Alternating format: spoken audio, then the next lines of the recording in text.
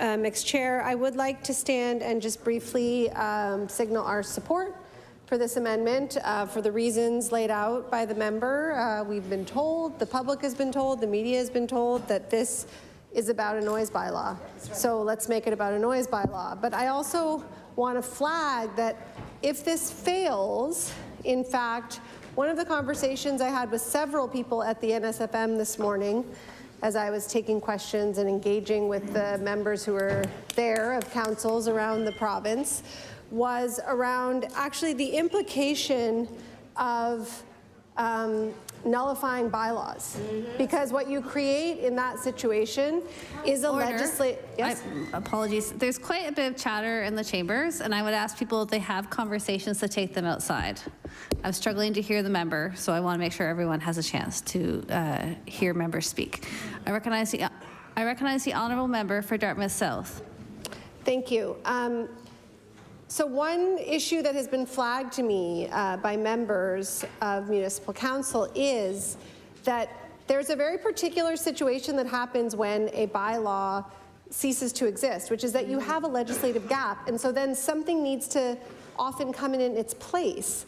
And this is heavy lifting for municipalities. They need to go back out, they need to consult, they need to talk to people, they need to create, they need to fill that legislative void. And because there has been so little conversation with the municipalities, because there has been so little contemplation of what this means, you know, I think that not only will that create an administrative and sort of resource burden additionally on municipalities, but it's also going to continue to erode the public trust in elected life and in electoral processes, because the public is used to being engaged. So there's an engagement process, the public has their say, maybe they get what they want, maybe they don't, but they've been a part of the process.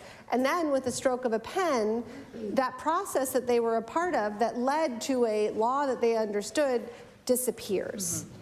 And so then to go back and say, oh wait, that's gone now, is extraordinarily challenging. And so if the government in fact wants to bring a bill that, as this bill does, I should say, has the impact of essentially nullifying every, you know, giving them the power to nullify any bylaw in the Halifax Regional Municipality Charter, I would really welcome a law that just says that.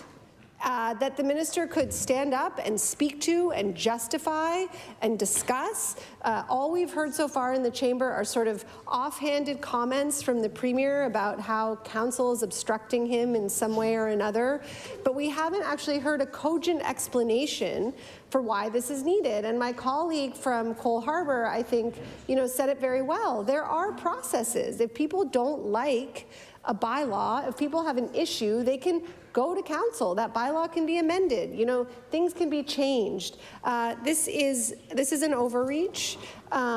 This is, you know, using a hammer instead of a scalpel, where no hammer is required, from my perspective. I mean, even on the point of the noise bylaw, no hammer is required. As my colleague said, if there is a particular project that is over budget or out of time, then, you know, they can come to council and say, we need to get this built. We're building affordable housing. It has to happen.